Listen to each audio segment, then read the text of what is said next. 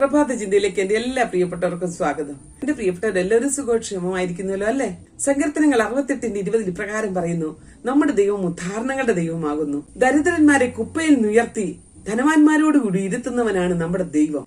നമ്മുടെ ദൈവം നമ്മെ ഉയർത്തുവാനും ഉദ്ധരിക്കുവാനും തുടങ്ങിയാൽ അതിനെ തടഞ്ഞു നിർത്തുവാൻ ആർക്കും സാധ്യമല്ല. ദാവീദിനെ കാട്ടിൽ നിന്നും, ദാനിയേലിനെ സിംഹക്കുഴിയിൽ നിന്നും, യോസഫിനെ കാരാഗൃഹത്തിൽ നിന്നും ഉദ്ധരിച്ചവനായ ദൈവം ഇന്നും നമ്മോട് കൂടെയുണ്ട്.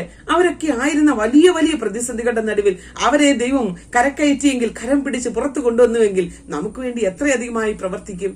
പ്രിയപ്പെട്ടവരെ, മനുഷ്യർ നമുക്ക് വേണ്ടി പല വഴികൾ ഒരുക്കിയാലും ആ വഴികളൊക്കെയും പെരുവഴികളും നാശത്തിന്റെ വഴികളുമായി തീരും. ഈ വഴികളിൽ പലതിലും ചതിവും വഞ്ചനയും സ്വാർത്ഥതയും ഒക്കെ ഒളിഞ്ഞിരിപ്പുണ്ടാവും. പ്രിയരെ, ദൈവം നമുക്ക് വേണ്ടി ഒരു വഴി തുറന്നാൽ അത് മരണത്തിൽ നിന്നും ജീവങ്കിലേക്ക് ആകുന്ന വഴിയാണ്.